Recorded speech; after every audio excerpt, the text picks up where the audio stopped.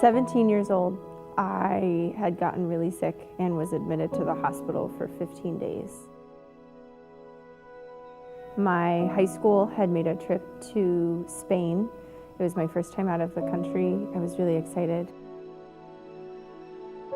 About the third or fourth day in the trip, I started feeling really sick, but there was no other way than to just, stick it out and come back with the group.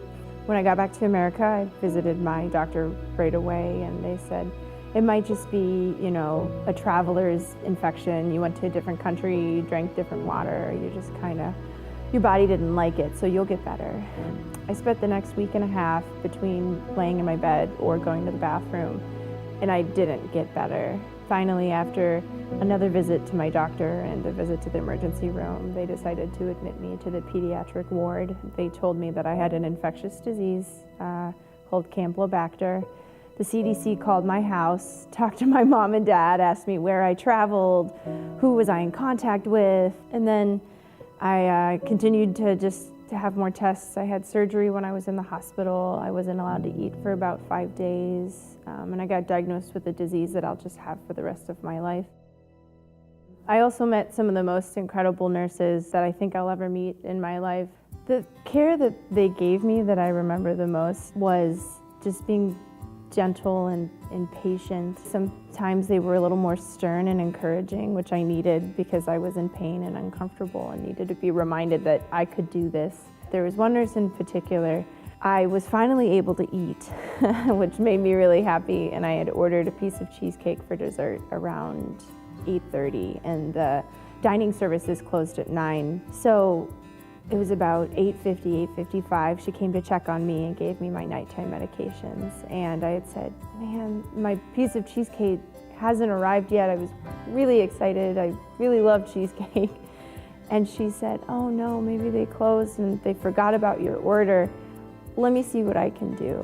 And so she went down to the cafeteria, went into the back portion of the cafeteria and got me a piece of cheesecake. That extra effort and helping me at the end of my hospital stay and finally getting better and just doing that one small thing really made a difference to me. And at that point, that's when I knew I wanted to be a nurse and help other people like they helped me. So my experience of getting sick while I was younger taught me to be a really patient nurse. Now, especially with people who have never been sick before. In the surgical trauma ICU, we meet a lot of younger people who might have gotten in a car accident.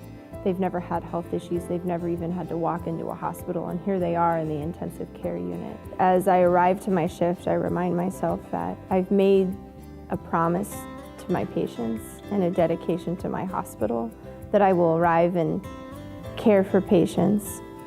I will care for their families. I will deliver the right medications, but that I will love them in the way that they deserve because that's what they need, because they're sick and they don't have control over that. So being a nurse means to be patient, kind, and loving.